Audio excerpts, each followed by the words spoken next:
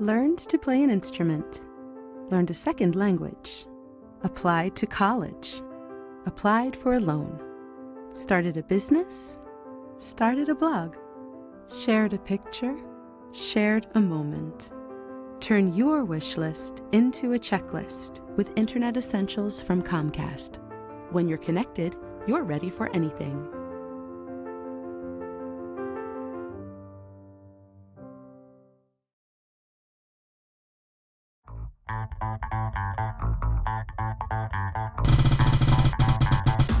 Yes!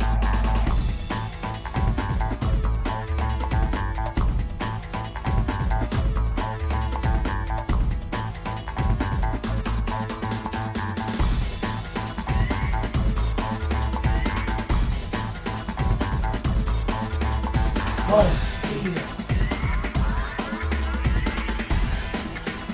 It doesn't get better than that. Doesn't get better than that.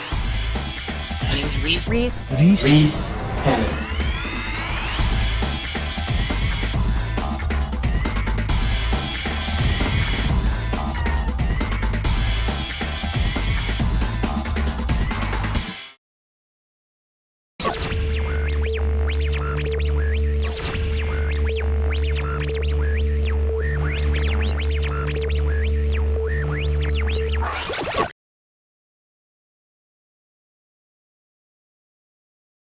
Hello, I'm Ivan Weiner, Executive Director of the Albuquerque Film and Music Experience.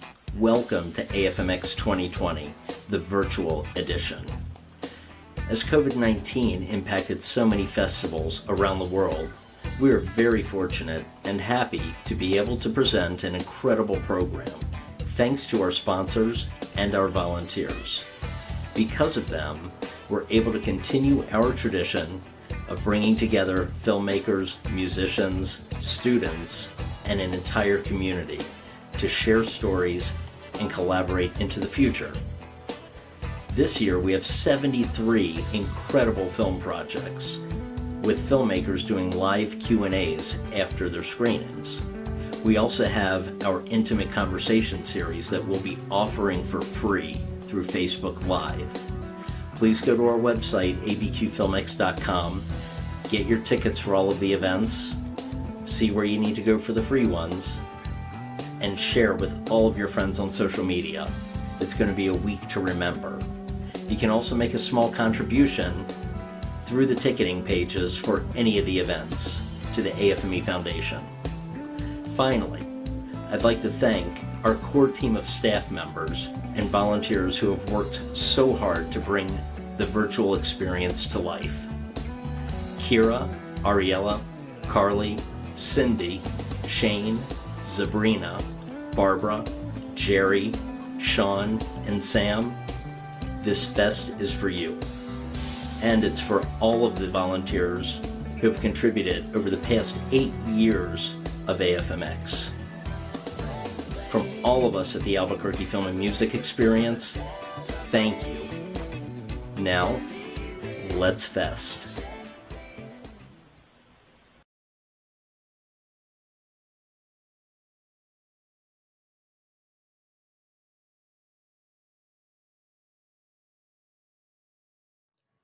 Good afternoon on this beautiful Sunday, and welcome to the AFMX Intimate Conversation Series.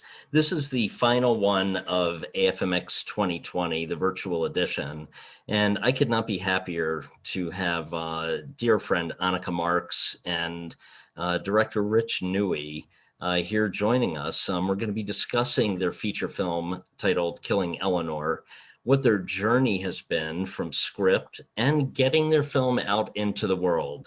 This is something that every independent filmmaker and, feature filmmaker, wants to talk about and discuss. Everybody has a story, and a lot of them have the ups and downs in the stories, some funny times, some frustrating times, some stressful times, but we're in this business because we love film and we love making film and music, and we're going to dive into, what their experience was like. So I'd like to welcome Annika Marks and Rich Newey.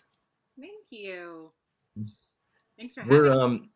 Oh, I'm sorry. Go ahead, Annika. I was saying thank you for having us. Oh, of course, absolutely. I wanted to start off by reading your bios quickly so the audience knows who you are and what we're looking forward to going into this conversation. So, Rich Newey, after earning his BFA from the Academy of Art University in San Francisco, he jumped into the world of music videos and commercials. Over the span of 14 years, he's collaborated with an array of A-list music artists, including Phil Collins. We have a mutual friend there, Christina Aguilera, Akon, Sean Paul, Sean Kingston, Tiesto, 3 6 Mafia, Ice Cube, Mark Ronson, Bone Thugs and Harmony, as well as a diverse brands such as Midway Games, General Motors, Adidas, Procter and Gamble, DeVry University, Bally Fitness. So he's shot some really good stuff. A storyteller at heart, Rich transitioned into episodic television directing. He's directed multiple episodes of Beauty and the Beast for the CW, as well as Rain. For NBC, he directed an episode of Blind Spot and was brought in to direct pickups and reshoots on 10 episodes of Heroes Reborn. For Freeform, he's directed episodes of The Fosters and Stitchers. He also directed multiple episodes of Carter for Sony International and multiple episodes of Good Witch for Hallmark. Most recently, he directed an episode of God Friended Me for CBS. Rich directed and edited the award-winning short film The Games We Play, which was his first collaboration with Annika Marks through their Let's Try One Productions banner. Killing Eleanor is their first feature together, which he directed and edited. So we're not just going to talk about his directing today, but the editing process also. The film stars Marks along with Jenny O'Hara, Jane Kasmerick, Betsy Brandt, Breaking Bad fame, Albuquerque, Cameron Manheim, and others.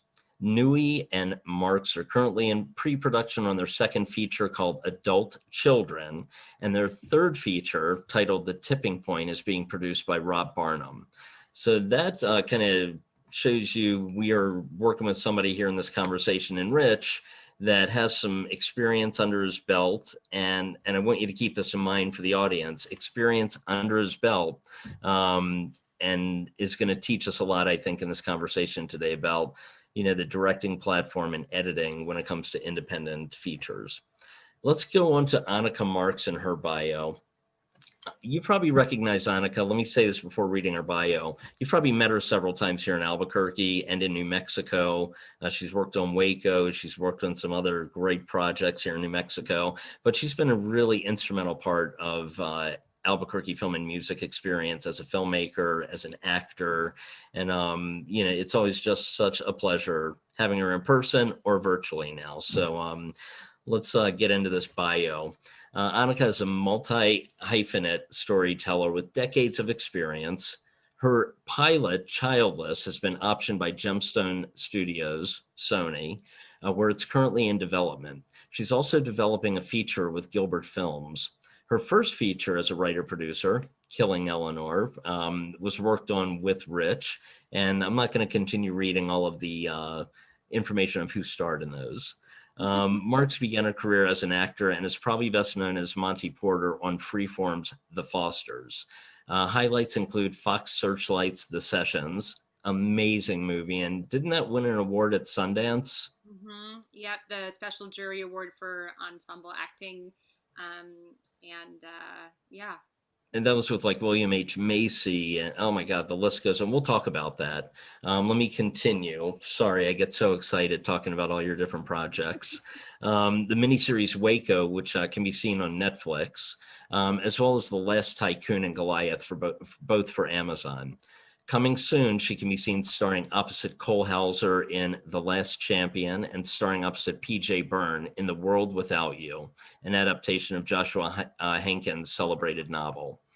Marks transitioned to writing and producing with a series of shorts, including The Games We Play, won the Audience Award winner at Sonoma Film Festival, Stay Filthy, Callie, a raunchy comedic PSA series narrated by Bruce Campbell, and Me, You, A Bag and Bamboo for the Savannah Film Festival.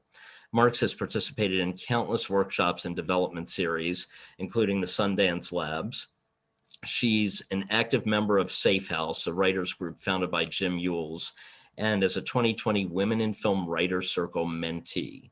She's a graduate of the Circle in the Square Theater Conservatory in New York City. And it's once again just so great to have you both here. I want to remind the audience before we get into the conversation, really take this deep dive, that you can ask questions in the chat, and we're going to answer as many of the questions as possible towards the end of the conversation. I want to start off with Rich. Music videos to feature films. Was there a specific film and or music video that made you say, that is what I want to do with my life?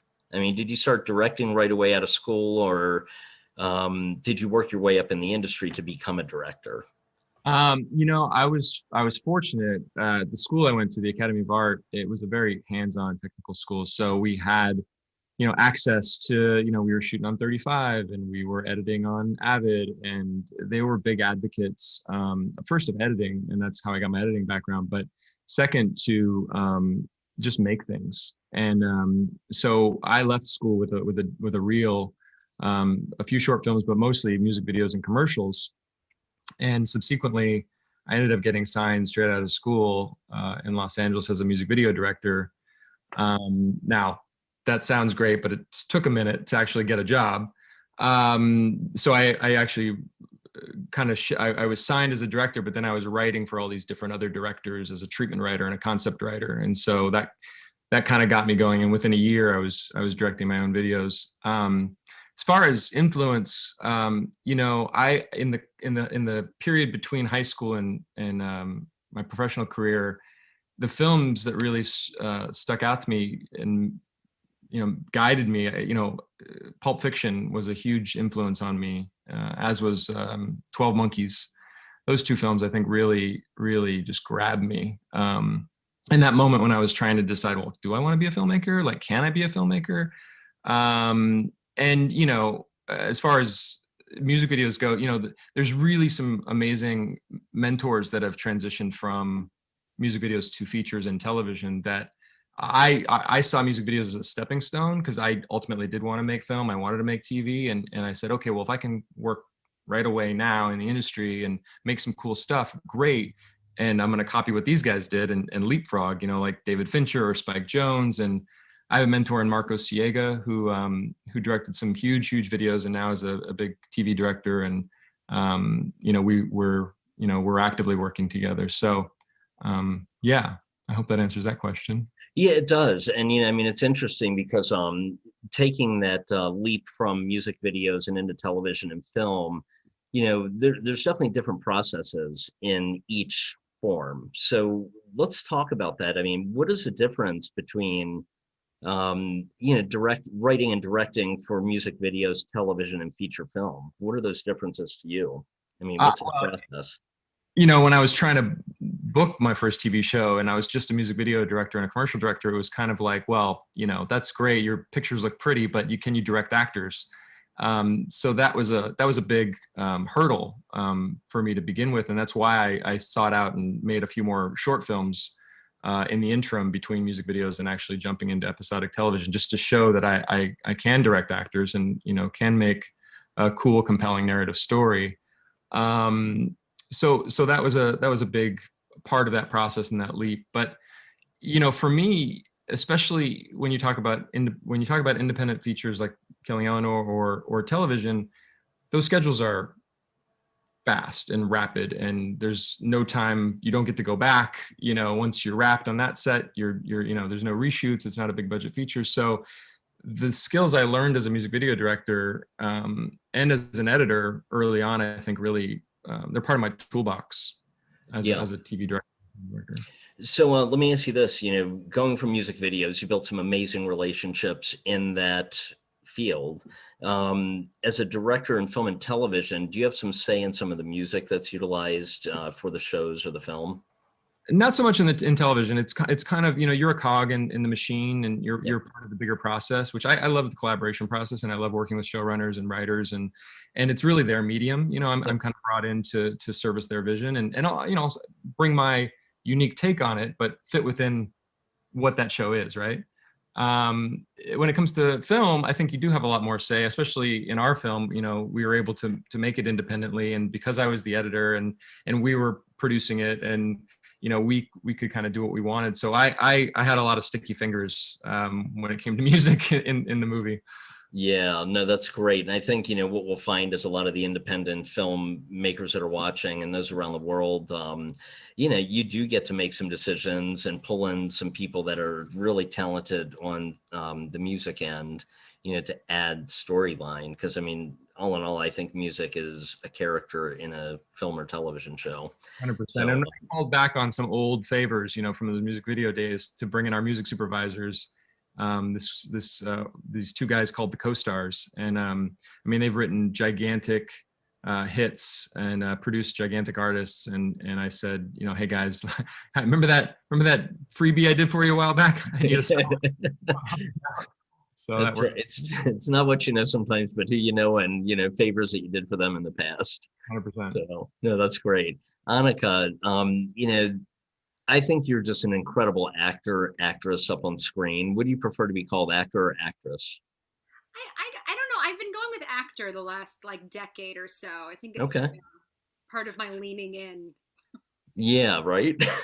Yeah. So when did you know you wanted to be an actor? And I mean, was it when you were a little girl, when you were in high school and were in a play? When did you know that this is a path you wanted to pursue to be an actor? I really wanted to be a dancer as a kid. I mean, I think I was always a performer. I think all of my younger siblings would attest to that. I held them captive and made them watch me perform, relentlessly. So I think I always wanted to be a performer. I thought the thing that I was a dancer for a very, very long time. And I focused I was always a very disciplined young artist. So I focused on dancing and was determined to be the best at it. And when I was a teenager, I realized like it wasn't really fitting for me. I was really interested in classical ballet. I'm not built for classical ballet. So it was kind of in the heartbreak of realizing that I was losing my first love and like losing the performance discipline that I thought I was kind of designed for, that I discovered acting. And it let me hold on to all the things that I loved about dancing the most, which turned out to be the performance part. And I think I went to Circle in the Square when I was right out of high school. I moved to New York and went to that conservatory. And I think it was there that I realized that I think I don't know how great of a dancer I ever was, that I think the thing that had always been really appealing to me was performance and storytelling. And so, yeah, I feel like I just discovered acting a bit later than a lot of actors, but I always knew I was an artist and I just had to find my medium. And then I feel like the same thing is true about discovering that I was a writer. Like I feel like a little bit of a late bloomer in that as well, but it feels like a continuation of the same journey, which is that my identity as an artist started kind of constricted and small and has just sort of expanded slowly as I've realized like the only thing standing in my way is my own limitations on the kind of artist that I think I am. So Yeah. it's just slowly gotten bigger. Yeah, and it's interesting because and we can jump into that, but the end part of this, I guess, little conversation within the conversation is going to be, how did you know that you wanted to be a producer and a writer? So let's go back and let's talk about your first television role or film role, and let's start talking about that and see how that developed, where you wanted to move your way into producing and writing as well. Yeah, I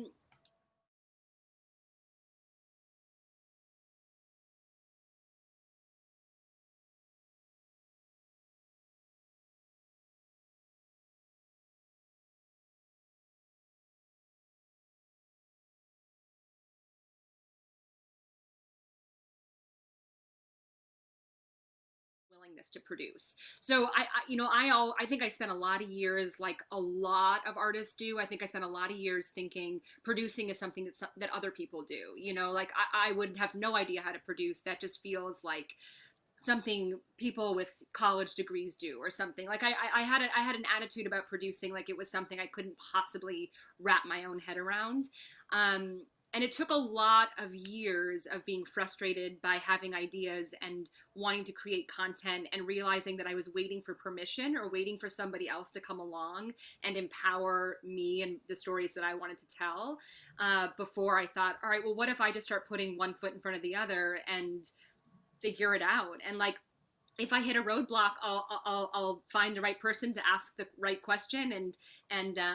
And I think, you know, I almost accidentally turned into a producer, and now I love producing, because what I've discovered in the process of producing is you have the opportunity as a producer to create a work environment that you want to work on and that you want to invite other people to collaborate with you.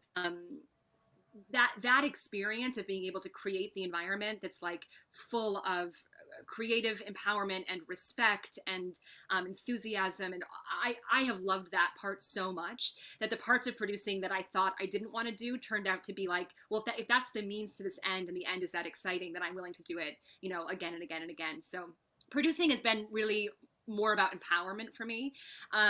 Writing is something that I feel like it just took me a very, very long time to have the courage to show people the stuff I was writing, but I had always been writing. I've been writing just sort of in secret since I was really young, and never had the confidence around it to share it. And actually, I have to say, this is probably when I should share that Rich and I are married. But it was really when we got together and I started showing Rich the things that I was writing, that he was like, well, you're the only thing you're missing here is a little bit of like discipline, because I would get lost in things and I wouldn't finish them, and I had a lot of ideas and not a lot of structure. And Rich comes from a film school structured mentality, so he was like, well, read this book, and watch this podcast, or listen to this podcast and watch this interview, and that turned out to be kind of all I needed, was somebody in my corner saying, you have everything you need, you just have to sit down and do it. And it's interesting you bring that up, because we talk about all the time, daily, with every event we do, relationships and collaboration. And you two being married, of course, you have each other's ear at all times. But, even in other partnerships within the industry, the collaborative effort and supporting one another, cheering them on, wanting your partner to be the best they can be is a really, really important thing. And I personally noticed after you and Rich met and were married that, this creative eruption like a volcano happened. Yeah. It really did. And the writing and the producing end of things, the acting is there. You're great at it. The writing, you said that you kept things bottled up a bit, and you really took it to the next level, I think, when you had that creative partner in Rich. And, for you two to produce what you did and direct and edit and put out there with the final product of Killing Eleanor, I'm really blown away by it. I think you two are a force to be reckoned with. Well, and I want to say, if there's any actors listening that really can relate to this, that I think this is something that a lot of actors do.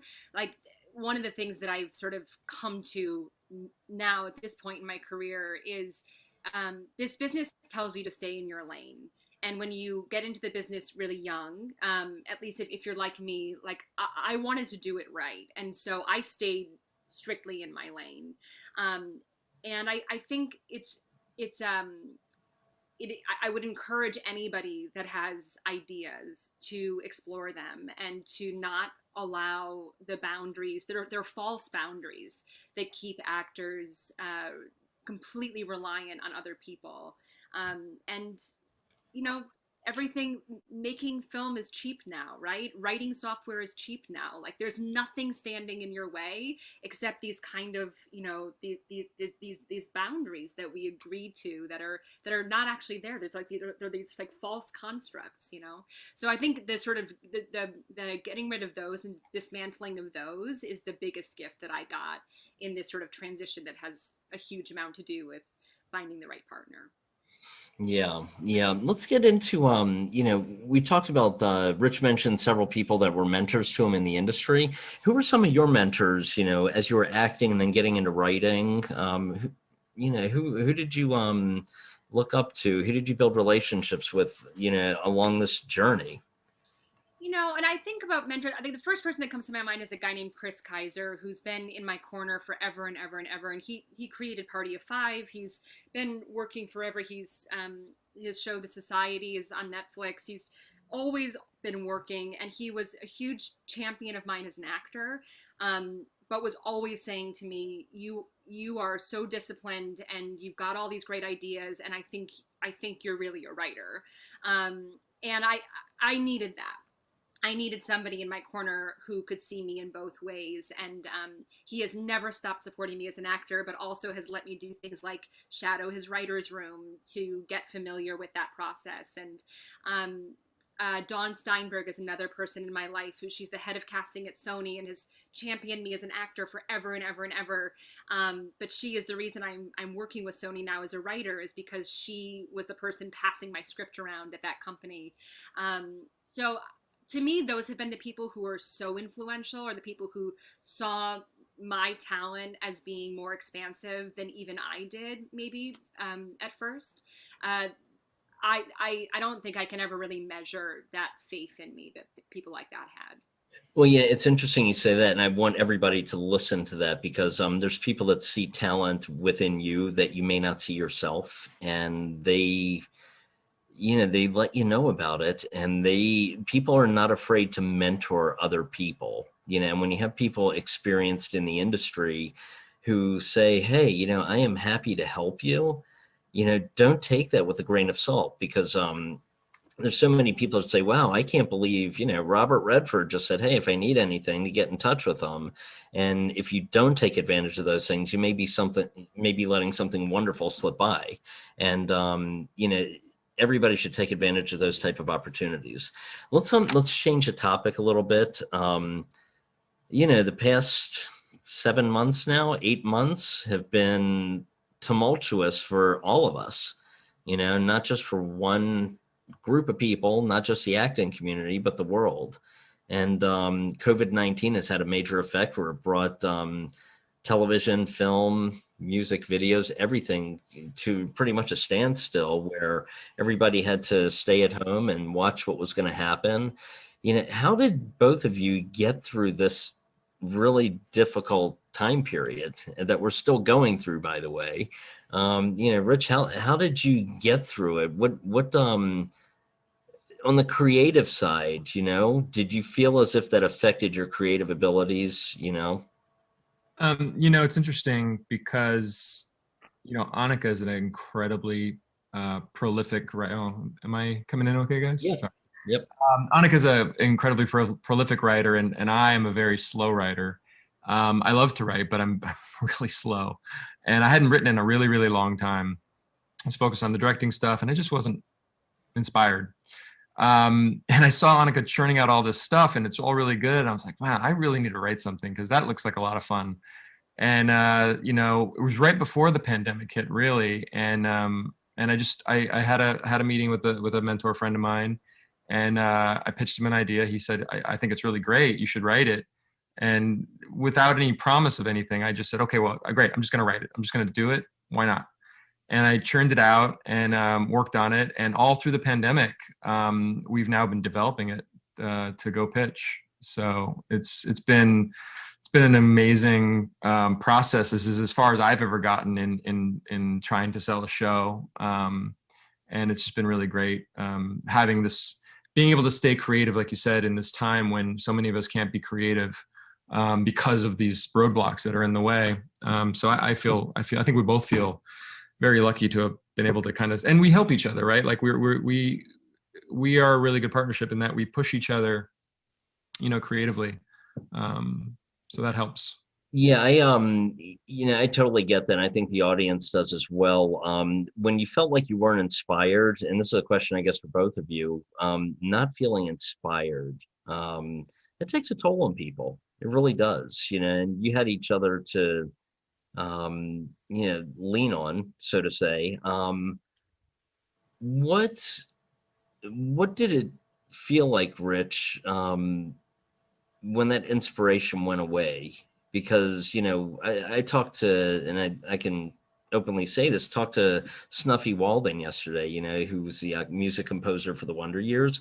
He literally told us that he thought he was going to be pushed into retirement because of COVID. And this is somebody who is a prolific television composer and, film composer, who said, his inspiration completely went out the window and he thought he was done. I mean, did you reach any point like that, or did you what brought that inspiration back? I mean, was it Annika and her writing and seeing that? Was Yeah, it your friend?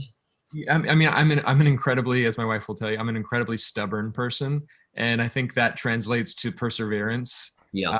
In this business. And I think, beyond even talent, I think you need to have perseverance, because it just takes, one thing sometimes to kind of take you over to the next level.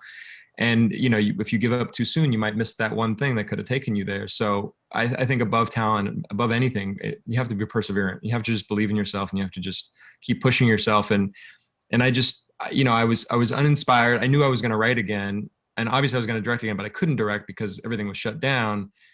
So, I kept getting in my own way when I started to write, and overthinking it. And for whatever reason, I definitely credit Annika for some of this. But I also just credit just maybe it was just this idea of not being able to do anything else. And I wasn't going to sit and watch TV for 9 months. Right. Let's just write and see what happens. And I just let go. I really just let go. Annika, question for you. What surprised you most about yourself during the shutdown? Well, this is an interesting thing about making a transition from, and I actually try not to use the word transition. I try to use the word expansion, because I don't think that I've left one thing for the other. But I've been an actor for 20 years. That is what I have been. My identity is entirely wrapped up in being an artist, but being an actor. And I have such a loyalty to this craft that the second the phone rings and I've got an audition, I will drop everything else that I'm doing and spend, as much time as I can focused on that thing. I love acting so much, as Rich can tell you. But I think in some ways my commitment to acting and my commitment to that lifestyle has stood in the way of other things in my life. And you have this feeling as an actor, you're always a little bit tied to oh, the phone could ring, and then, your whole day could change, and you could have to just drop everything. And you're always ready to do that. And so there's always part of your brain that's with, there's always part of your brain that's ready to be taken out of wherever you're at, whatever else you're doing, and reorient to this new script, this new character, whatever it is. And I think that this was the first time in 20 years when I was 100% sure that the phone wasn't going to ring. It was just the first time that's ever been true. And I found a freedom in that. Not that I want to live the rest of my life that way. I'm very excited for the phone to ring again, but there was a real freedom in knowing that call's not going to come in. You're not going to get taken out of the creative thing that you get lost in or buried in. There is nothing else that is going to come along and demand all of your attention. So what do you want to do with your time? Yeah. And for me, it just sort of fell into this sweet spot with writing, where I realized I was already really falling in love with writing. And I think I was having a bit of your spouse and your mistress kind of relationship. Right. And so it was this opportunity to just be well, what if I'm just a full-time writer? What if that's what I do? And I stop apologizing for it. And so I let myself just go as a writer. And I've written every single day of this pandemic, and it has saved me, and I've written about the feelings I've been having. I've written stories about isolation, and I've written stories about connectivity and identity as it's changing. And I have just found writing to be medicine in this time. Yeah, I appreciate that. And I think, people should take that to heart, pen and paper or in front of your computer. Write down your feelings, your thoughts if you're in the film or television industry, and want to write, do it. Get your thoughts down on paper to begin with. And, let me ask you this. Speaking of COVID, things are starting to open back up, for productions. What do you see happening? What do you think what do you think the direction is we're going in as an industry, and opening it up? I'm in Vancouver right now prepping a job, so things are full steam ahead up here. It's obviously not as bad as it is in the States, but there's still a lot of protocols. I've been wearing a mask, for 10, 12 hours a day, every day. And everybody's going through the testing and all this stuff. And it's different. It's different. And everything just takes more time. Right. And so I think the scary thing is especially for the smaller, I don't know if necessarily for the independent budgets that find the independent financing, like maybe they'll skate by a little bit, but it's those mid-level budgets that I think are going to be in a little bit of trouble, because the 20% extra in your budget to deal with PPE and all that stuff, it's where does it come from? Yeah, and Annika, I mean, as an actor, have you been going in for auditions, or have you filmed anything since March? No. And I think that, at least as of right now, everything's virtual. So your auditions are virtual. Your meetings are virtual. Yeah, I mean, again, talk about this kind of this sort of freedom from something. I mean, obviously Rich and I try to stay in the same country as often as possible, and right now we're not able to be. And he had to quarantine for 2 weeks when he went up to Vancouver, and so there's lots of lifestyle shifts that are happening. But some of this all going virtual thing again, and I realize I'm a glass half, full person, and that can be kind of grating. So I apologize, but I think there's a real gift in this as well, which is, we've been stuck in. I mean, I love New York and I love LA, but I've been stuck in one of those two places my entire career, and I'm with my family right now because I can work virtually, and that's a gift. Like there is work happening. Things are starting back up. But the things that you always feel like you need to be in town for, that's not necessarily true right now. So, again, I think that we've both found some freedom in that. And yeah, obviously we're all anxious and excited for work to start again. And Rich probably knows more about the way things are actually looking right now than I do, because he's in pre-production on a project. So he can talk more about the logistics, but I think there's going to be a lot more opportunity for regional based people, right? Because a lot of times they're not going to want to fly people in from LA to New York, because then you're in New York and it's like, well, you came from LA. It's like, well, do you need to quarantine? It's like, well, why don't we just hire out of New York? So or hire out of Albuquerque, or you know what I mean? So I think it's going to help regionally for actors and other talent. I think in a weird way, right? Because it's just going to be the safest thing to do in some ways. Yeah, I think the casting directors are really turning into, when it comes to, feature casting and background casting, they're turning into like these go-to people in the different regions for, somebody coming to New Mexico to film from LA. And, it's a really important aspect, especially looking at producing and directing, to have that strong relationship and trust with casting directors in those regions. Mm-hmm. What question did it just slipped my mind. During this pandemic, for each of you, what's the one memorable thing with writing or a piece of work that you produced that, you're just thinking to yourself, God, I can't wait for this to get out into the world after the pandemic? Is it a piece that you wrote? Anything you can share with us, in terms of, your writing, Rich, your directing, any project that you were working on during the pandemic that, you're really proud of? There is a project I'm really proud of that we're working on, and hopefully we'll pitch it top of next year. I can't really talk too much about it, but it's the thing that just kept me going. But I think more than that, we're really excited about getting Killing Eleanor out into the world. This is, in a weird way, the shutdown is kind of like we're into this post process and weaving into getting it out into the world. And so the shutdown has kind of given us a lot of time to like really focus our plan. Yeah. And, I mean, Annika, what about you?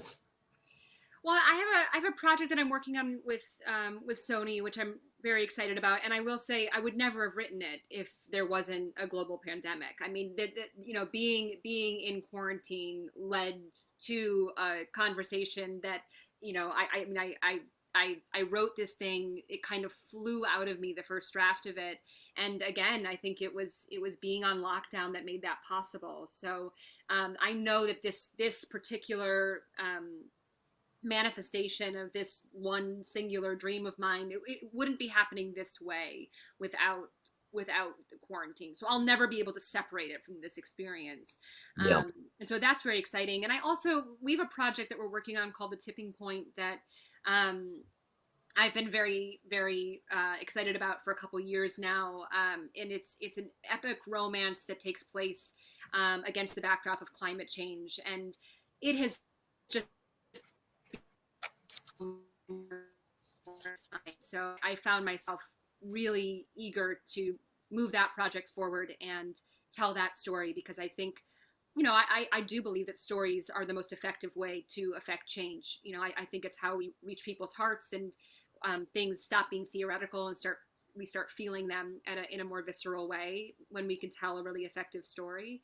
And I hope I've done that with this script, and I know Rich is going to make it look just stunning. And so I'm probably more enthusiastic about telling that story right now than I thought I could be, and I was excited about it before. So Yeah.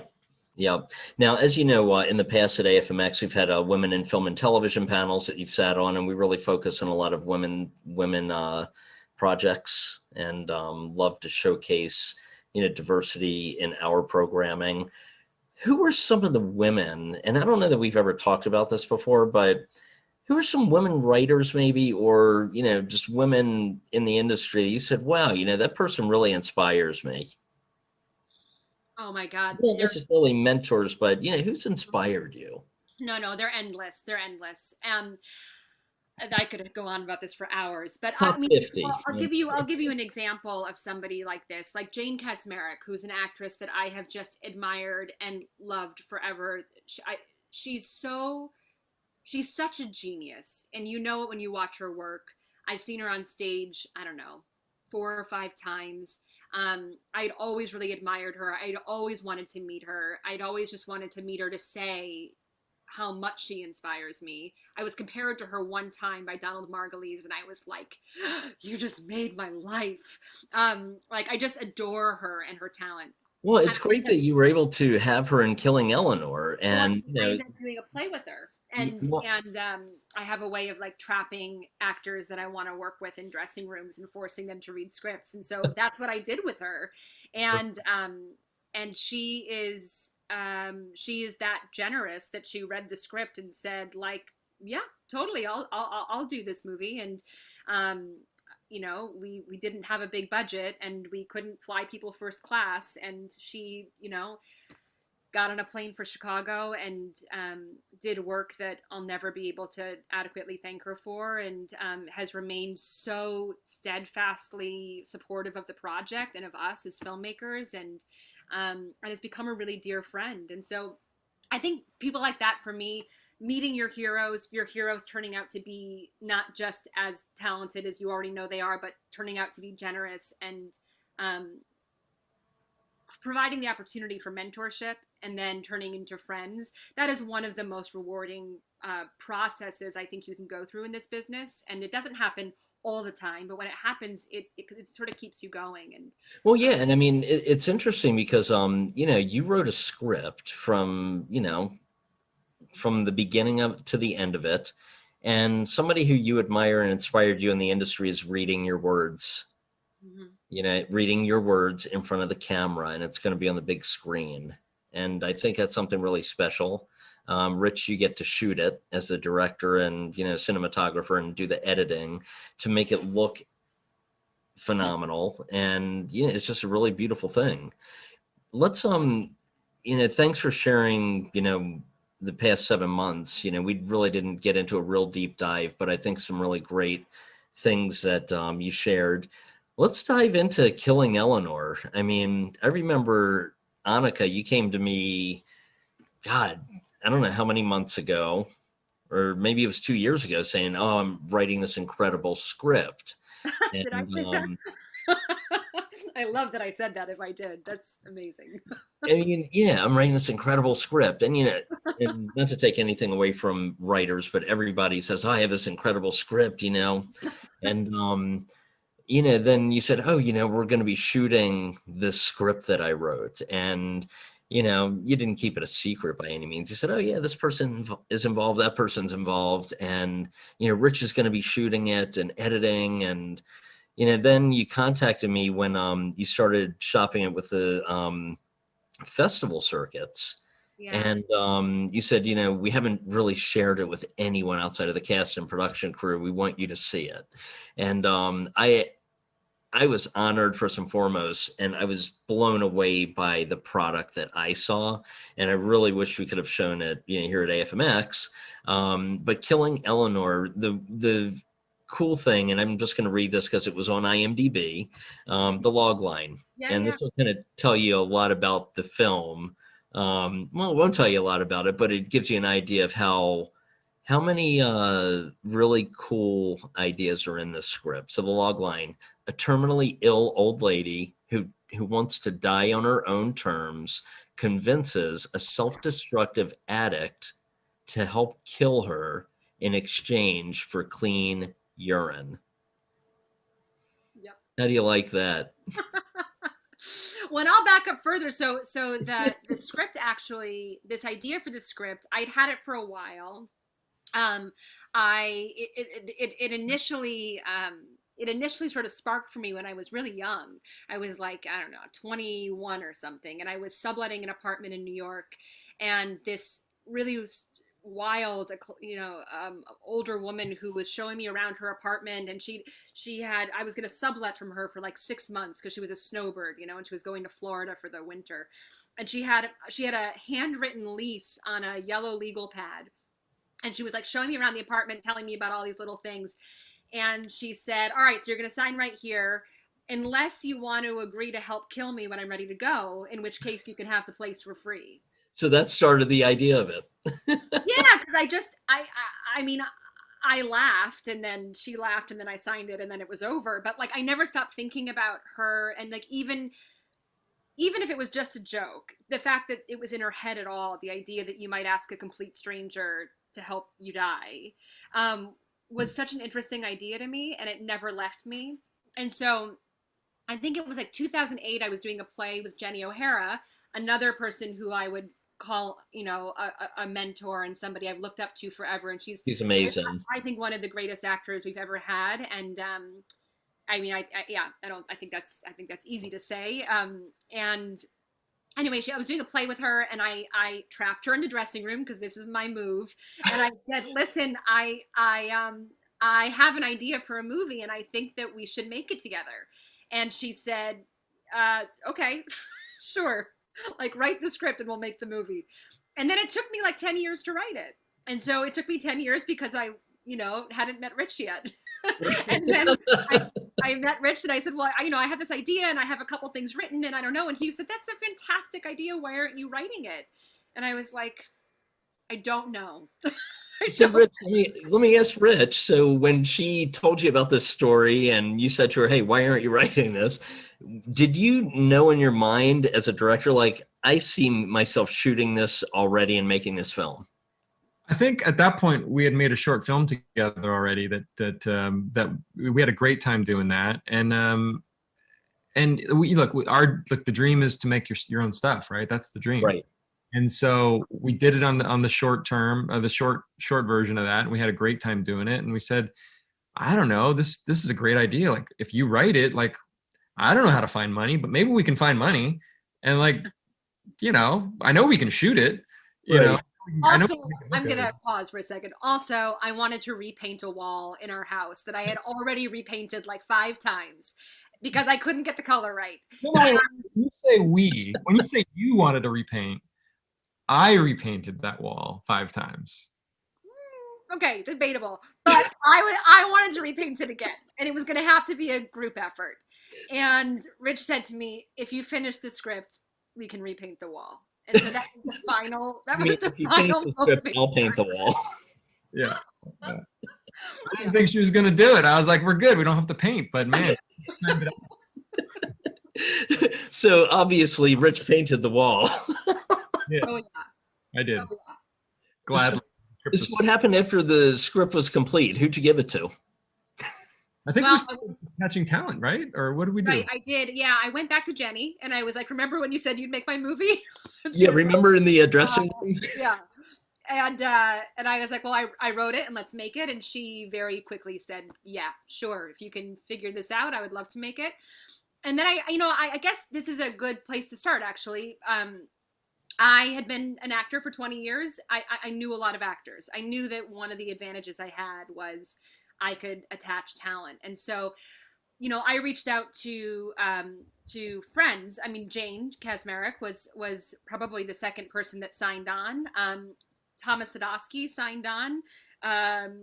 Great actor. And then he's an amazing actor, and he was on a TV show at the time with Betsy Brandt. So he gave her the script, and she signed on. Who else? And Oh, everybody Cameron here Manheim. in New Mexico is familiar with Betsy Brandt, Marie on Breaking Bad. So one of our darlings from not from Albuquerque, but yeah, she's a New Mexican now. Right. And Sorry. and I had met Cameron Manheim in New Mexico filming Waco, and pretty sure I trapped her in a dressing room. In the dressing room. Her trailer, and she signed on. So it was I realized that was the advantage I had, was that I could call my friends. She was the casting director, Ivan. She was our casting director. Yeah. Great And job. yeah, so that was, so we had a cast, and then I said, okay, so what next? And Rich was like, next we probably need a schedule and a budget and a lookbook, and I was like, great, I'm doing all of it. So I pretty As a much sat producer down. would do, right? I mean, I guess this is the point, right? It was like, if we could wait and see if somebody else does it, but they probably won't. So I'm sure I did it all badly, but I did sort of try to teach myself how to put together a basic budget and a basic schedule. Rich helped with the schedule, and I taught myself, very easy to use, Wix, that like website developer. I taught myself how to do that. So I built a website and I built us a lookbook, and I just got everything together. And so by the time we went out and tried to actually find money, which is, if I was listening to this, it would be the thing I would want to know, is how'd you find money? Well, Sorry, go ahead. No, go ahead. What were you going to say? I was going to say, by the time we went out to look for money, we had everything together. And Yeah. I think that's a really important thing to say, is that, opportunity does come along with indies. Like, there are those moments where the right person reads your script and potentially can finance it. And I think the important thing when you're doing something on your own is that when that moment comes, you need to have all your ducks in a row. Yeah, and you know what? Let me add to that. And I'm sure Rich has a few words on this as well. I'm approached all the time by filmmakers to say, I have this incredible script. Can you give it to somebody? Can you give it to Giancarlo Esposito? Can you give it to this person, that person? My very first question is, where are you on the business end of things with your presentation, budget, fundraising? I mean, that's my first question. And literally, I'd say 90% of the time, people don't have any of that started. They just have a script. And, so continue. I'm sorry. I agree with you 100%. It is so important to have all of that set up. But I think some of that, I mean, it's great. Annika is an actor and had all these actors. I mean, it is about using the tools you have, right? And figuring out a way, like all of this is problem solving, right? The entire business is problem solving, whether I'm blocking a scene or Annika's working on a scene as an actor, or we're producing something, or we're coming up with a budget, it's all problem solving. So if you can be nimble and think outside the box, and you'll find a way to figure it out, right? You might not know those actors, but who knows those actors that I can get to those actors, Yeah, and I mean, everybody's trying to get to somebody, whether it's an actor or the financing, to make a movie. And, you can go the way independent route where it's just, the collective friends making a film, and there's some amazing things that have been produced over the years. If you want to get it out there on the market, though, there's the business side of things that you should know, and getting it in front of the right people. Now, it's the question is, I guess, for Annika, you had relationships with a lot of actors, and you were you're an actor in the business on television and feature films. How hard was it, even with all of that behind you, to go out and raise funds? So, by the time we were going out and actually looking to raise the money, like I said, we had all this stuff together. That took a long time. I would say it was about 6 months of just putting this package together, getting letters of intent from every actor, asking people if I could look at budgets so that I could try to teach myself, budgeting software and that kind of stuff. Once we looked for the financing, it happened really fast. And I know that this is a bit of a dream story. I'm going to tell it. I realize that this is a dream scenario. I just want to emphasize that this stuff does happen. And the key to taking advantage of these opportunities when they happen is to just be so ready when the opportunity comes that the person doesn't pass it over, right? Or Great advice. And let me throw this note in there. So many independent filmmakers don't think that it can happen like this, but it can. It can, and there are people out there. This is what they do. They finance independent film. This is a real business model. It isn't just like you have to do. I mean, you can do GoFundMe for sure, but you don't have to. There are people out there who do this for a living, and have models and can make sense out of the numbers. It's also your job to help them make sense out of the numbers, right? Like our website had a whole page about movies at this budget with this type of cast and their sort of return on investment, and takes a long time to dig into research and figure out what things were actually made for and sold for and all that stuff. But that time, that investment in that time, I count towards the time it took us to raise the money, because even though we weren't asking for the money yet, we were already doing the work to be ready to ask for the money. Sure. So all that said, I contacted, well, I guess first off, Rich, you contacted. We did a deep dive to find like creative producers that might have access to money. We just opened our Rolodexes and tried to search every person we knew and then their 3 friends and tried to just find people. And we came up with a short list, and we struck out a lot. And again, then we found through a writer friend of mine, we were introduced to Richard Cahan, first and foremost, and he came on as a producer. And he had made a film called Lucky, which was Harry Dean Stanton's last movie. Yep. And he had a lot of experience with financing. He had a lot of experience with post-production and distribution. And we were like, okay, and he was great. And we all were like-minded, and we fell in love, and we just said, okay, let's just make this together. And so. And he gave us a lot of confidence because he saw the movie. He saw the potential that the movie could get made. Absolutely. And then Richard, reached out to his contacts, and we struck out. I mean, we ultimately struck out, right? And then we were hammering our heads against the wall. And I think, Annika, you remembered the movie you had just done, and you remembered a producer. Yeah, I had just done a film. There's another lesson in this, which is interesting, but I had just done a film in Chicago called The World Without You. And there was a producer who had come on to that movie towards the end. She wasn't there the whole time. I would say she was there for maybe 6 or 7 days or something towards the end of the film. And she was wonderful. She was clearly incredibly competent. She was very young, but a very experienced indie producer in Chicago. And I really liked her. And we hit it off and spent, a couple hours, talking over a bunch of days. And then that was it. But I had her email, and I knew that she'd raised money for movies. And her name is Angie Gaffney. Angie Gaffney. So I wrote to Angie and I said, I'm just looking for advice. This is what I have. I have all this stuff put together. And I don't know who I'm supposed to reach out to now. And I'm wondering if you could give me some advice. I'm really just looking to have a conversation to, pick your brain. And she said, well, let me read the script. So I sent it to her, sent her all of our stuff. And she said, I actually think I know executive producers that might be interested in this. Can I take it to them? And I said, yes, of course, please. And so she took it to this company called the Chicago Media Angels. They're an investment group out of Chicago. It's a group of investors that meet quarterly to hear pitches on primarily film, but some other artistic projects as well. And they can decide as a pool how much they want to invest per individual. They create an LLC and make those projects. So they very quickly turned around and said, we love this script. We want you guys to come out to Chicago and pitch. So Rich and Richard and myself and Angie put together a tight 10-minute presentation that we worked on. And, we created a PowerPoint, and we created as much as we could possibly create to say, this is the movie we're making. This is our vision. This is why you should invest in it. And we flew out to Chicago. We put up that presentation, and within 2 weeks, that company came back and said they wanted to make the film.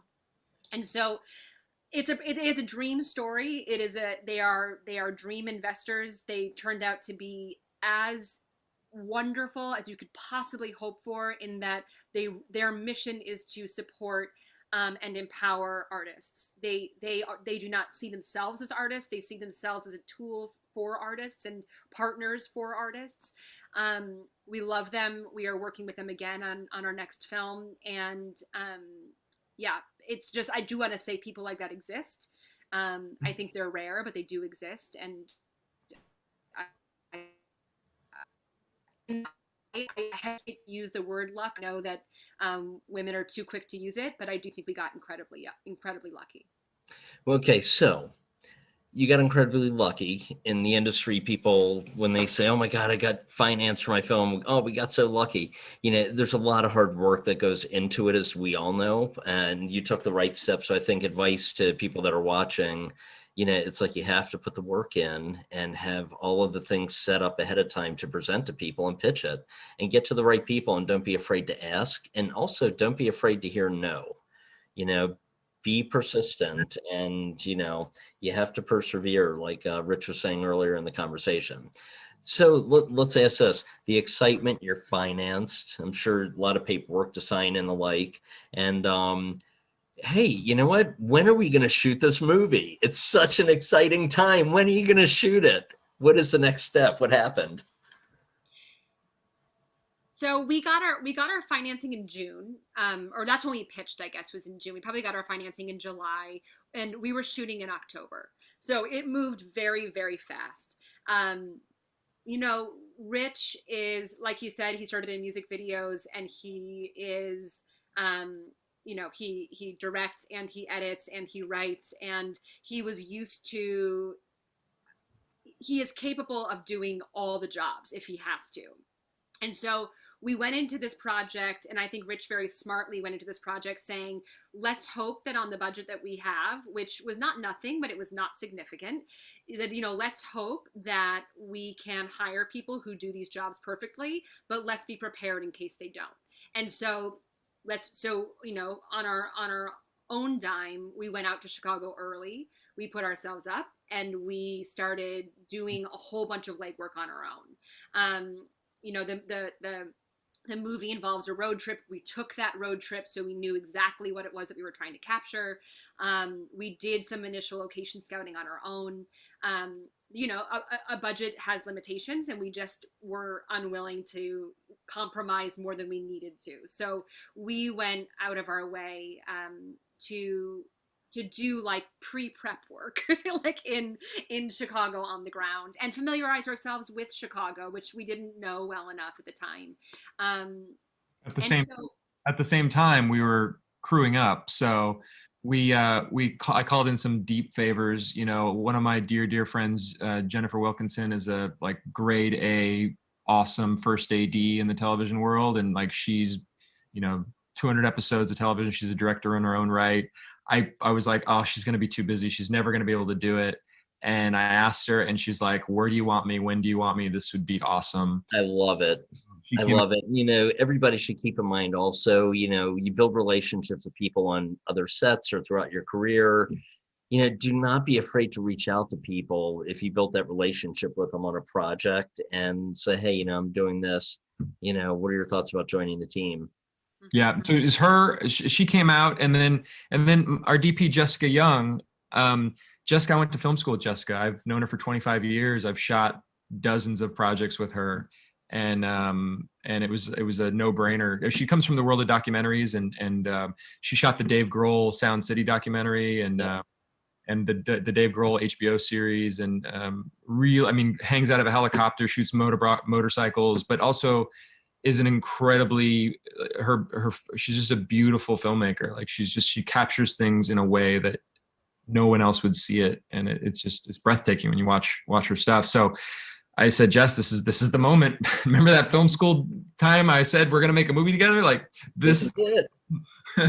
So she came out, and then we crewed up in Chicago for a lot of our people, and gave a lot of first timers opportunities, I think. Yeah, we give a lot of people opportunities to take a step up, I think, in the department that they were already in, just to take that next step, and that felt wonderful. And I think it's one of the things that indie films can do really well, is give people that chance. And we ended up with an extraordinary crew. Yeah. It was like a family, and they were, I think. I will give us the credit of, I think we invited everybody to the table creatively, and we tried to empower everybody as much as possible. I have a theory about anybody that's making movies, that the electrician that's on a movie set, they want to make movies. There's a reason why they're doing, they're on a movie set. They could probably make a lot more money, being an electrician in some other some other industry. And I think it's important to remember that everybody that's on a movie set wants to make movies, and they are storytellers. And so I think, we worked really hard to make sure that we had created an environment that was cultivating creativity from every single angle. And then we ended up, attracting like-minded people, and we brought together a group of incredibly talented, incredibly empathetic, warm, caring, generous people. And we would not have the movie we have without every single one of them. 100%. So you built up the crew, and it seems like you built an incredible crew. How many days did it take to shoot? And for 17 days. 17 days for principal photography. Plus 2 days of pickups and reshoots, or no, just not pickups. Like second unit, we did the road trip for 2 days, with a handful of people. Yeah. And then how many days to edit, Rich? Because I know you're really efficient with what you do, and you're very technical in everything you do. I've heard stories of you building furniture, and it's spec'd out every step of the way. So, let's talk about 17, 19 days of principal photography and pickup shots. How many days did it take you to edit this feature? Well, we had our DIT was also kind of my assistant editor on the side. So as we were shooting, he was kind of rolling it into, I cut this thing on Final Cut 7, which is an outdated editing program, but it's what I had on my laptop. And I was like, we don't have the money to buy new software. I'm just going to cut it on Final Cut 7. I love Final Cut 7. It's going to be great. Sure. And so I made our DIT downgrade his prep to go to Final Cut 7 so he could prep the whole thing. He's like, "Are you sure?" I'm like, "Yeah." And so he had it all kind of dialed by the time we wrapped. And then what I didn't want, I was a little reluctant to edit, just because I love the creative part of it. I don't like the technical side of it, and logging and exporting, and I just don't like any of that stuff. So I was a little reluctant, but I said, listen, if we can have somebody in place that dials it all so I can just plug and play and start editing as soon as it's done, then I'm in. So we did that, and he was great. And so I want to say, we road trip to Chicago. So we road trip back. By the time we got back, it was November. And so I think I was cutting for a month. And then we finally took our honeymoon several years later. So we decided to do that over the holidays. And then I think I cut for another 2 months. Was it beginning of February or the end of February when we finished the first cut? Do you remember? Oh, I don't know. Time is a blur. I don't know. I think it might have been the end of February when I finished the first cut, which, it's not an assembly. Literally, I think it was getting my director's cut was about 3 months all in. Okay. That's pretty good. Yeah. Really good. And then it went on for a while. And then there was lots of refining from there. I mean, there was lots of time, and we weren't too crunched, because we didn't have the set. We weren't. I don't know. I feel, Rich, like, correct me if I'm wrong, but I feel like we felt like we could keep working until we were happy. Yeah, I think we were loosely saying like end of the summer we wanted to be kind of done. So we back timed it from that and tried to figure out where we would need to do all the finishing steps. Yeah. It didn't seem like you had pressure from the other producers either. No, everybody it was all very much like, make the best version of the movie. Everybody had that thought. I recut the opening. Like, I think there was like 16 different cuts of the opening. Wow. Got it right. So, it was a lot of trial and error. And then, I think my rough cut, so my assembly was like 2.5 hours, 3 hours long. I think my assembly was 3 hours. Oh yeah. And I was like, oh God, how am I going to cut this down? And then I think my director's cut was like 2 hours and 6 minutes or something. Mm-hmm. And then from there, Annika and Angie and Annika was helping me all throughout. Like, it's really interesting having your lead actor in the editing suite with you as you're cutting. I was going to ask about that. That was my next question. Our editing The suite. lead actor, the writer, and you're a co-producer. Yeah, our home office is the editing. Yeah, like we're just using the term editing suite very loosely. We lived in a 2-bedroom apartment at the time, and one of the bedrooms was our office / editing. Get away the other one. So but it was great to have Annika there because I was always like, watch the scene, watch that scene, and it was easy. It was great to kind of refine it with her eyes because you watch something for so long, especially if you've directed it and you've cut it, you lose a little perspective at some point. So it was nice to have some outside voices, and then we got Angie and Richard involved, and we kept whittling away until we felt like we were ready to show our EPs, and then that was the process. So, you're married to the guy, he's directing, he's editing, he's getting this final cut together. Was there anything that, he did to upset the writer and, or the star of the movie? No, it's interesting. I would, if I had a funny story to tell, I would, but I have to say, I now at this point feel like if I could give a young filmmaker, really any kind of storyteller advice at the very beginning, I would say take an editing class, which is not something I would have ever said before making this movie. But what I understand now, and I understand it as an actor when I walk onto a set now, I understand it as a writer when I sit down to write something. In the end, the final bit of writing that happens and the final performance that is birthed, all of that comes from the edit.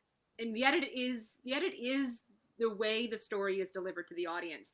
And I come from theater. I come from a world as an actor where, eventually it is all up to you, the communication of the story. So it took me a long time, transitioning into film and television and then eventually into writing and producing in that same medium to really appreciate what the editor does. And if I could go back now, I would have taken an editing class earlier because it is so informative, and it's also very, very freeing to remember what can happen in the edit. And so I think as the writer, actually what I found was this level of this release of any kind of preciousness that I had left over having to get the script exactly right. And of course you want the script to be the best, most authentic version of what it is that you set out to write, but to remember that it is not in the end exactly what the movie is going to, it's a blueprint to shoot, but the movie that's going to be born is going to be born in the edit. And so I actually felt like there was a dialogue between me as the writer and Rich as the editor, figuring out the language that would become the film, that was really beautiful, and I thought was a process that taught me a lot about writing, kind of in a reverse engineer way, taught me a lot about writing. Speaking of writing, there's a question from an audience member that I think it fits right in this point, and then we'll continue with kind of the next steps of what happened with Killing Eleanor. Rayanne Johnson says, hi, Annika. You mentioned that Rich suggested books and podcasts to help you with discipline pertaining to writing. Any you care to recommend? Well, it's funny. Hi, Ram. She's wonderful. I have known her for years. We met through Foster's fandom, and she is an amazing, amazing person. It's funny because this is going to sound so rudimentary, but uh, I think the first thing you gave me was Save the Cat, and that's going to sound really rudimentary, but I hadn't ever read that. I hadn't ever read anything that broke down even the hero's journey. I mean, they were all at that point as a writer. The place that I was in then was everything I had absorbed by osmosis and by just the reading and workshopping of hundreds of scripts. And so I knew a lot instinctually. I could feel my way through a story and I could feel my way through a script, but I had never done the very basic work of understanding beats and structures and acts. And so I have to say that I found that book incredibly helpful. And I think part of the reason it was really helpful for me was that I didn't think it was teaching me how to be a writer. I thought it was teaching me discipline. And I still think about that. I still think about that book. Like I still go back to elements of it, as sort of simplistic as the ideas are, because I think that my instincts are to write always from character first. And that book sort of helped reorient me as a storyteller that needs to understand how plot drives, how you drive a story, Of and to course. not get lost. My habit was to always get lost in the second act and never actually make it to the third act at all. I had a whole lot of experiences like that as a writer. So that was the book that I think helped me sort of get past that. The other thing that was an extraordinary, and I kind of credit it as like my version of film school, is a podcast called Script Notes, that you can get for free if you just want to get it once a week. But I am a premium subscriber, which is like $5 a month, and then you get their entire backlog of every single episode they've ever recorded. It's Craig Mazin and John August, so two of the best screenwriters that have ever lived, and they do this incredibly generous service of a weekly podcast about writing, about the craft of writing, about their process, advice, but also breaking down just the smallest pieces. Like if you're stuck on something, you could go through their archives and be like, I want to look for this very specific, problem that I'm having with an antagonist's perspective or something. You could dig through, you could find a podcast of theirs that's going to be addressing that exact thing. So I have used, as Rich knows, I've listened to hundreds of those episodes and have found them to be, they're like my spirit animals. So I highly recommend that. Yeah, thanks for that. Script Notes I've listened to, and yeah, I'm not a writer, but it's helped me, in the process of producing things as well. So Yeah. I'm going to answer some other audience. I'm going to ask other audience questions, but let's get back to Killing Eleanor, because this is scheduled for like an hour and a half. And there are some questions from the audience. We're going to go over the hour and a half if you have time.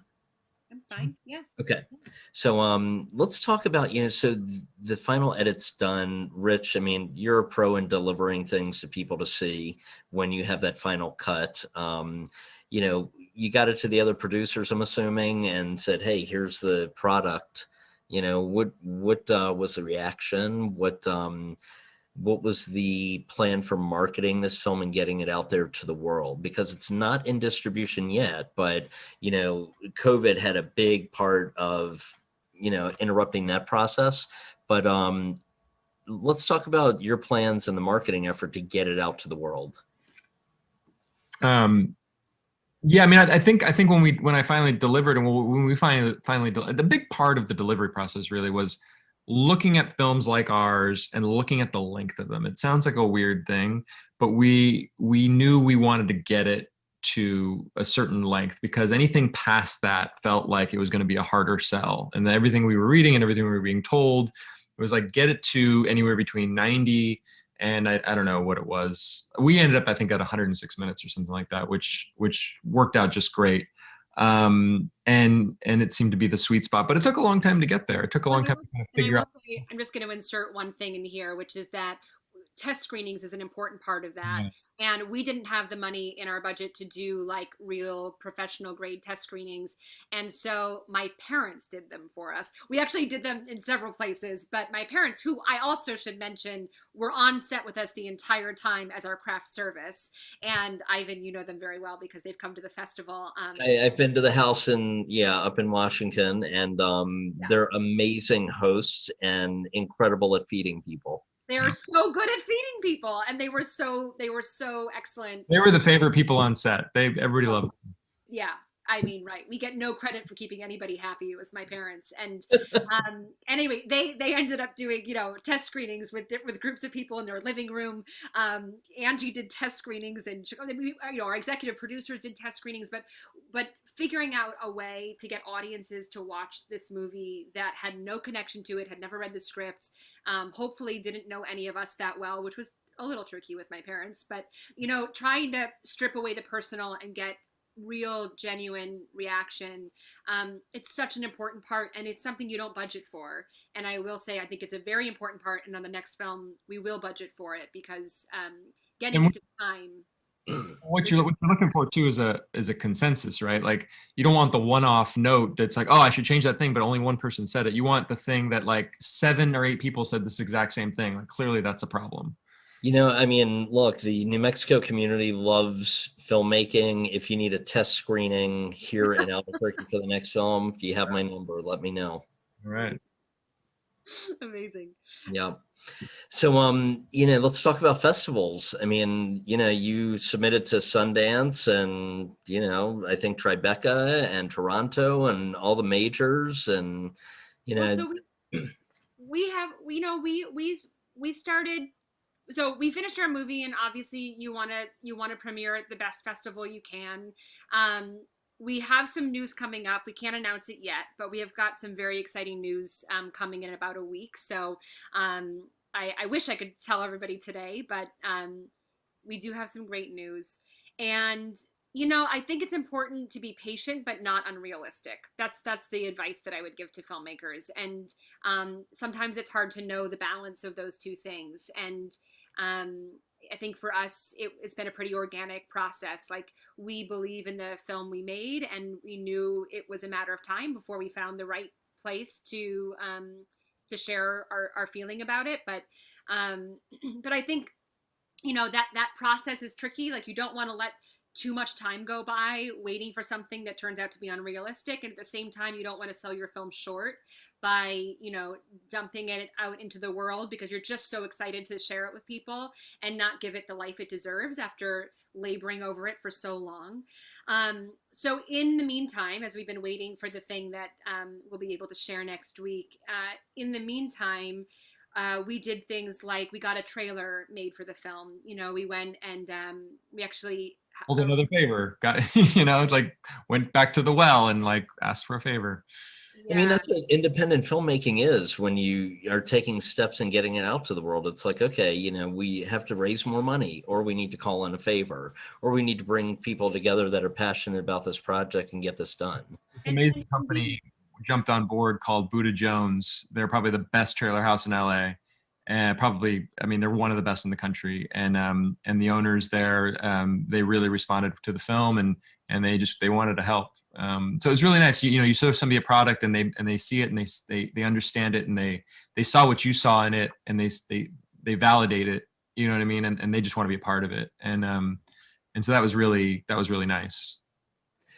So just sort of similar to talking about like being prepared for the process of asking for money. I feel like this last chapter of this for us has been about getting prepared for the distribution, path, and getting a trailer made was part of that. Getting a poster designed, which we're at the tail end of, has been part of that, and that's gone through a whole bunch of different steps. Thinking about how we want to market this film. Selecting your stills, we have a publicist on board now, all the things that, figuring out what kind of producers rep or sales rep you want to work with, all those steps, that is a big chunk of time. And I one of the things that I feel like I've learned in this is that, burnout with indies is real. You hit these points when you think, oh my God, I just can't think about this movie anymore. And I think when we got to the end of the edit, we were sort of there. And we took a little bit of a break, and then we came back to it with this like renewed energy, and have been preparing and preparing, and now I'm watching that preparation, that momentum pay off, and it feels like um, I do think you need to give yourself some space from it, because it is an exhaustive process and it is never ending, and every time you think you've hit an end point, where you really are is the beginning of the next leg of the journey. It's And a so, triathlon. It's a yeah. triathlon. It really is. And I'm glad you brought that up because, everybody is so satisfied when they get a final cut. And then it's like, okay, the next part of the journey begins. We need to get it out there to the world. And it takes a lot of different steps to do it. And, being an executive director of a film festival, I've had the discussions with a lot of people over the past 8 years of, oh, well, we applied for this festival, and if I go to AFMX, they won't premiere it there, but I haven't been accepted yet. But yeah, we know Sundance has a much bigger viewership than AFMX. We support filmmakers, whether they are in our program or thinking about our program compared to another festival. We want the best for every film and filmmaker that is interested in our festival. I mean, that's the way the industry should be. So I know that there's an announcement next week. I can't wait to hear it. About where Killing Eleanor is going to be screening, and I'm really excited for you, whether it's playing here at AFMX or somewhere else, as long as it is playing in a great, honoring environment that is going to showcase how wonderful this film is. Thank you. So, No, we're wanted to ask a quick question. So, from Kira Seipler, simply, how do you go about getting funding, whether it's crowdfunding, crowdsourcing, etc., so you can get your business ducks in a row? So was there a certain budget you had to raise right up front for the business stuff, or did you just dive in and say, I'm putting it on a credit card and... So, okay, so this is actually this is a really good question, because I remember feeling like I needed someone to talk me through this, and I'm not going to pretend for 1 second that the way we did it is the right way to do it. But the way we did it was that we just did it ourselves. So there would be a world where we would have said, you know what, we need a line producer to come on to make us a budget, and that's going to cost us, $500 at probably the very, very low end. And are we going to pay for that ourselves? Or are we going to go out and try to raise that money? How do we do it? Instead of doing that, we just made our own budget. I am not saying that the way we did it is the right way, but we were determined not to go broke in the trying to get your movie made phase. And so we took on a lot of that labor that we might have outsourced. But I would just add to that and say, your Google's your friend, right? Like, you don't know how to make a budget? There's a YouTube video about that. You know what I mean? You don't need the software that makes budgets. You have numbers on your Mac computer. Like, you know what I mean? Like, there are ways to do this yourself, and you just have to know what you're looking for, but then you can Google that and like, what am I supposed to look for? It's all out there. And you have to be willing to put the time in. I mean, it is exhaustive, and there's no question somebody else can do it faster and somebody else could do it better. But the question is, what do you need it for in this moment? And for us, the answer to that was, we just need to be able to prove to somebody that we can make this movie for the amount of money that we're asking for. And that amount of money, we can prove movies like ours have made a profit on that kind of budget. That's all we needed to do. And so I think the really important thing is to like be very clear about the objective that you're using these things for. Eventually, once we had our budget, the schedule and the budget once we got our financing, the schedule and the budget were completely redone by people who do it for a living. But that was then part of the budget of the film. And so I think the question I remember that early phase being like, oh my God, when do we start? When do we make an LLC? When do we open a bank account? I think the most important thing is to just get as organized as possible and know what you're going to be using this material for. And so for us, the objective was clear, and we just took care of things, with that objective in mind.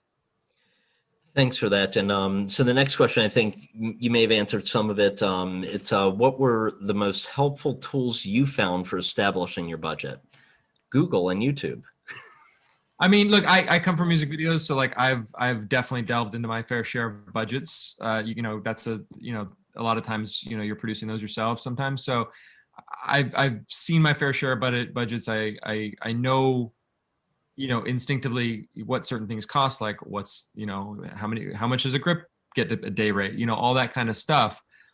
But, if you have friends in the industry, or if you have, you can search on your computer, or there's 1,000 ways to get the answers to what you're looking for. You might not be right, but at least it's a starting point. And then, you evolve and you adapt and you show it to people, and then you learn something and you change it. And, The other thing is that, like, Rich's DGA, so I called the DGA and asked them about their indie film contracts, and I called SAG and got a rep and talked to them about their indie film contracts, and they're I think people are sometimes afraid to pick up the phone, especially in the world we live in where everything is on text and everything is on email, and pick up the phone and call. And I think sometimes the answers come that much faster. The other part of that is that I think it's really important to, as you're putting together these things, don't be afraid to call your friends and say, hey, I know you made a film. I think it's probably around the budget that we're asking for. You can totally tell me no, but if you're comfortable, could I look at your budget? Because I would love to educate myself. And I had 2 or 3 friends send me, and I had friends tell me no, but I had 2 or 3 friends send me budgets from their indies, and it was incredible. In, like Rich is saying, just having a starting point. Yeah. Yeah, and I mean, thanks for saying that, because I know a lot of people are afraid to ask when it comes to dollar amounts, whether it's for budgeting or the like, because everybody, especially feature films, they want a good budget, and they want people to. It's the self-confidence in what you're asking for monetarily from people to get a project done, and if you feel as if you're not there asking about the right numbers, and you don't feel confident you're going to put the right numbers into it, you may never get the project done. Right. Another question for Rich. Let's see, where'd it go? There it is. Hi, Rich. It's from Rayanne Johnson. You're an uber and multi-talented. Which aspect of business would you choose to work in if you could only pick one? Where do you have the best flow? In this business, I think as a director, I think if I could just pick one thing, I would be directing. Yep. Thanks for that. Annika, writing, directing, producing, acting? Oh, that's so hard to say. I think if I had to choose one thing right now, I would choose writing. It's probably just where I'm at in my life and how much I'm enjoying not having to wait for permission from other people. I will say I do want to say about Rich saying directing, and I think this is an interesting thing to note about somebody who does a whole bunch of things, and one of them is directing, is that he uses all of his skills as a director. I think I watch Rich on set, and I'm watching him cut things in his head while he's directing, and it makes him an incredibly efficient director. The fact that he's a writer, the fact that he's married to an actor, I think helps. But I watch the way he works as a director on set, and I think you use all those other things as a director. So in a way, it kind of all folds into, under the umbrella of directing in a way. Yeah, I've been fortunate to see some amazing directors, and talking to them either during production or after production. And it amazed me. They say, "Oh yeah, I started off doing crafty, or I started off, doing this or that." And it's amazing the experience people have built up on productions over the years, and where they land as a director, and they know all of the different departments like the back of their hand. And it's so important, even in the indie world. And I think that puts a lot of independent filmmakers, I'm not going to say a level above, but it gives them an opportunity to really perfect their craft as a director, knowing what they have to oversee on a set, and knowing those different departments, is a really key part of it. So, back to problem solving, right? Like, especially with this limited budget, something's going to go to crap, right? At some point, and you're going to have to like figure it out. And if you are at least somewhat versed in a lot of these disciplines, you're going to be able to like, oh, our AC just went down. Like, I know how to pull focus. Like, let me try it, or whatever. Yeah, yeah. Another question from Kira Seipler. Where can we follow your projects? So we're going to be launching our social media handles this coming week with this announcement. So then it'll be really simple. It's Killing Eleanor on Instagram and Twitter and Facebook, I believe. If you want to follow me on both Instagram and Twitter, it's my name with an underscore underneath it. So Annika_Marks. And Rich, you're public on Twitter, right? If somebody wants to follow you Rich there. underscore Newey. And then we'll be sharing, but we'll be launching our social media handles this coming week. So yes, please follow along there as we go on this journey. So yeah, please do follow them. We're gonna ask one more question from the audience, and then I have a bunch of questions of my own. I mean, I've been asking questions about the whole process and about you and the like, but we're gonna do rapid fire questions that are a lot of fun. And we're going to see what you agree on and don't agree on as husband, wife, and professionals in the industry. It's not that bad. It's not about agreeing and disagreeing. But let's get to this last audience question. Annika, for someone that is not an actor and cannot trap other actors in their dressing room to read their script, what is the best way to approach talent about your script or project? This is a very good question. I think there's two parts to it. One part is about what makes an actor want to do a project. I'm assuming that this person's talking about indie film. So what makes somebody who is really successful as an actor want to do a project where they're probably going to get paid less than they do normally? And I think the number one reason somebody says yes to something is because you're giving them an opportunity that they're not being given in their typical working life.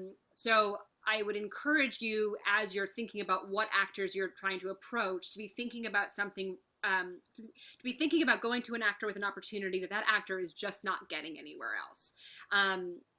The other part of that is just logistically, like, how do you get to somebody? And there's all the obvious answers, like going through somebody's agent or manager or lawyer, which you can usually find contacts for on IMDb or IMDb Pro if you have a subscription to that. Those people are often standing in the way of getting to those actors. They do legally have to show them an offer. So I will tell you that if you go as far as sending an offer in, they are legally obligated to show them to their clients. I don't find that to be the most effective way of getting to talent for a small project. I think the most effective way is what Rich was saying before, which is even if you don't have the direct connection to that person, find somebody that you know who knows somebody and, get in through the back door. Because even for me at where I'm at in my career, I'm much more likely to read something if it comes through a friend or somebody that I trust. And, someone says, I don't know, this person is so passionate and was so determined to get this to you, I'm probably going to read it. And so I don't know. I think be creative and be perseverant and be a little bit relentless about it. And I would, and that isn't to say, I think go through every door, also go through the front doors, go to their agent, go to their manager, go to their lawyer, but also do everything you can to get to them in some kind of personal way. If you have any connection to them at all, the way that I get to actors that I don't know, and I've gotten to a lot of them, is I write a letter. I write the most personal, passionate letter I can possibly write about why I want to work with them on this project. And I try to find somebody that we know in common. And I try to get them that letter. And if I can get them that letter through 3 different people, then I get them that letter through. Years ago, I did a movie called Grace that I had signed on to star in, and there was like the secondary or the other lead in the film. They hadn't cast yet, and they cast me first, which I thought at the time was amazing, but also a little bit of a mistake because who was going to want to sign on at that point to star opposite me? I just felt like I could be the reason someone would say no to it because no one knew my work at that point. I think all I'd done so far was the sessions on film. And so I wanted someone great, and I wanted Sharon Lawrence. I knew she was the right person for the role. I didn't know her personally. I knew the director was going to go to her with the offer because I had, talked their ear off about why she had to do the part. And so the week that I knew the offer was going out, I wrote Sharon a very passionate letter about why I needed her to come to Florida and make this movie with me. And I found 5 people that I knew her or was like 1 degree off from her. And I got her the letter, and I think she got it through 2 of them in the end.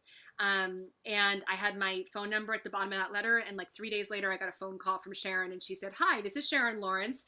Why don't you tell me why I should come to Florida and do this movie with you?" And I was like, "Let me sit down and gather my thoughts." And she did. She ended up coming. So I don't think that would have happened just through the offer. So I guess my point is, do it all. Do it all. Be the person that is just so passionate and so sure that this is the right person for your project, that the person themselves starts thinking, well, I don't know, maybe this person knows something I don't. Great answer. Thank you. Thank you so much for that. And, I think after this conversation, I'm sure the audience is appreciative. I certainly am. AFMX is. We've learned a little bit about each of you that we didn't know before. And, the music end, the film end. I think we should close this out and, just, I'm going to throw out some stuff and you just tell me which one you like better or which one you're into most. Just a few examples. I'll start off Jay-Z or Sean Combs. Rich? Easy. Annika? Jay-Z. Okay. Godfather 1 or Godfather Part 2? 1. 1. Okay. Run DMC or Public Enemy? Public Enemy.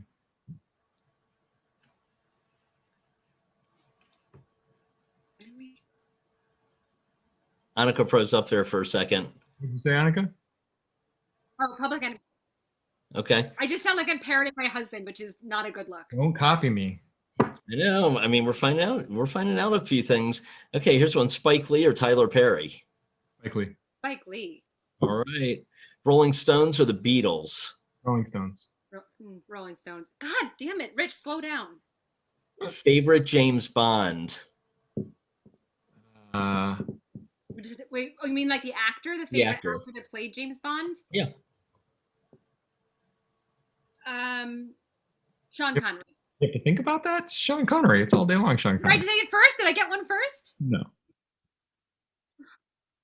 Okay. Robert Downey Jr. or Robert De Niro?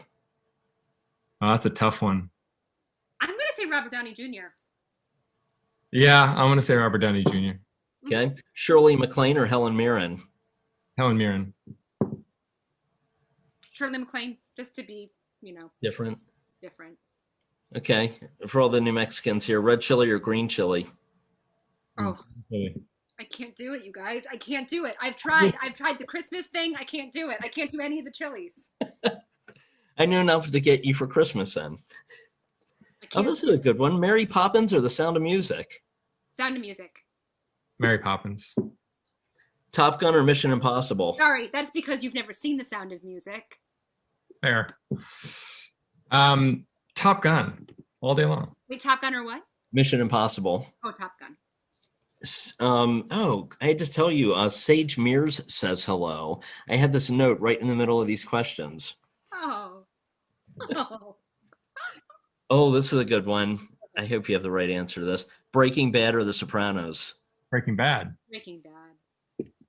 My girl. I mean, they're both, you guys, come on. They're like that, but I'll say Breaking Bad because, Okay.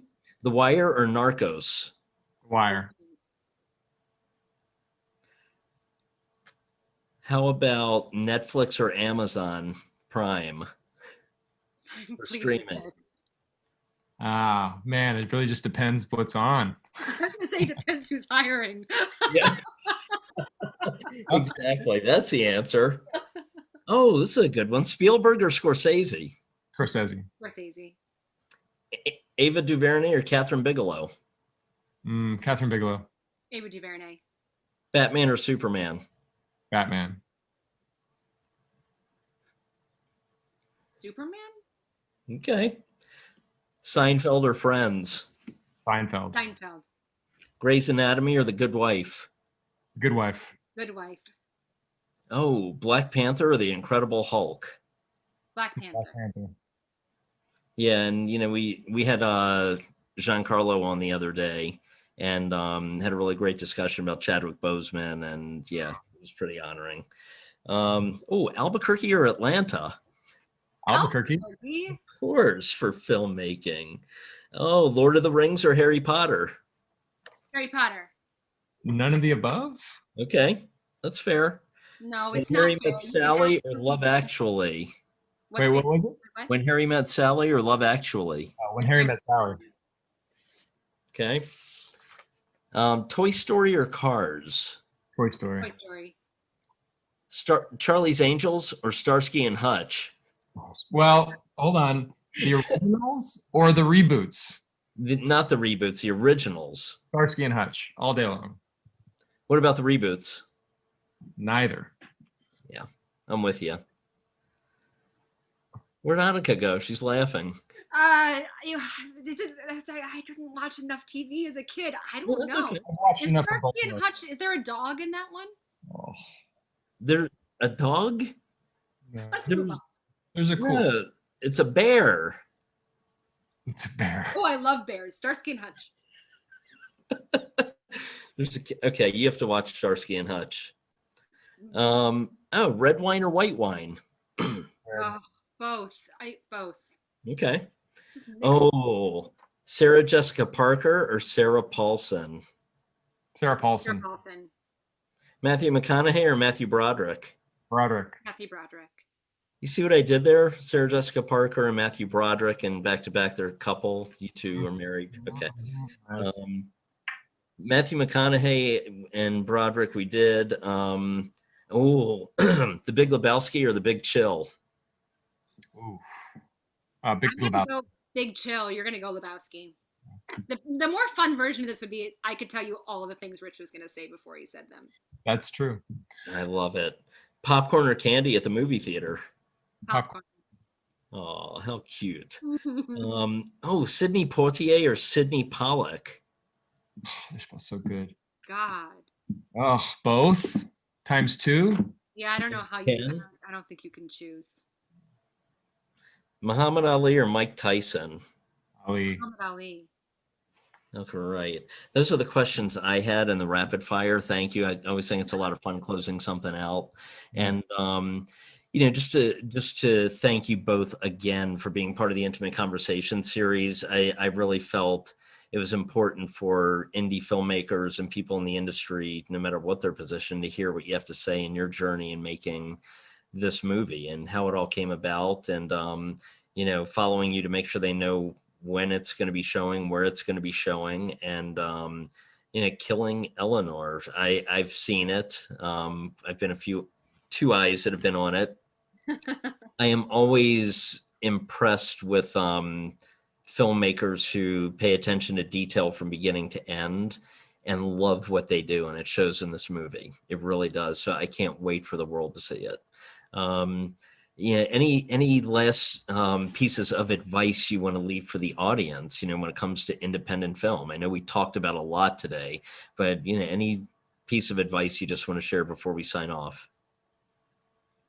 I guess the last thing I would say is just, what do we know? I mean, it's this, we had this one wonderful experience making an indie, and we're going to try to make some more. And I think the most important thing I could leave anybody with is just the fact that this is just this one experience. And if there was one way to do this, everyone would be doing it successfully. And I think it's important to keep in mind that whatever path opens up for you organically, or that you're able to pave for yourself, is the right path to make your film. And so I think it's important to hear people's stories because it can be very inspiring and very motivating, but it's also important not to get stuck in somebody else's blueprint, because the blueprint may only ever have existed for that one film. And so just stay innovative and creative and motivated, and keep looking for the open doors. And I would just, all of that, and I would just say, you only fail if you quit.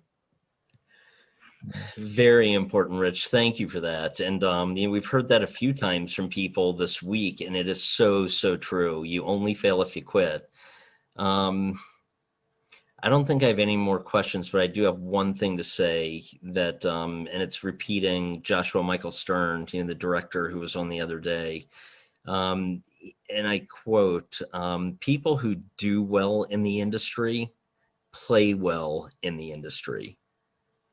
And you two play very well in the industry through genuine interest in others and building relationships with people that mean so much to you. And I just want to thank you for being a friend of the festival, and look forward to having you on many, many more times. I love what you guys do. We're such fans. Yeah, Thanks thanks. for having us. Hope it was Yeah. helpful. And that's going to wrap up this intimate conversation. Definitely check out what's going on with AFMX. This is the last day of the festival. This is the last event of the festival this week, but everything is available through October 4th. Check out the whole Intimate Conversation series on our Facebook page, Albuquerque Film and Music Experience. Check out the award show tonight, 7 p.m. Mountain Time. It's going to premiere live on our YouTube channel, which is ABQ Film Experience on YouTube.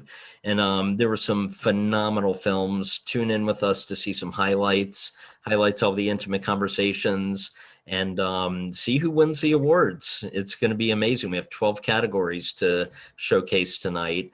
But I want to just thank everybody for tuning into the entire festival and being a part of the experience. So have a nice evening, everyone. Check us out through abqfilmx.com. And once again, Rich, Annika, always a pleasure. Thank you for who you are and being a part of it. Thank you so much.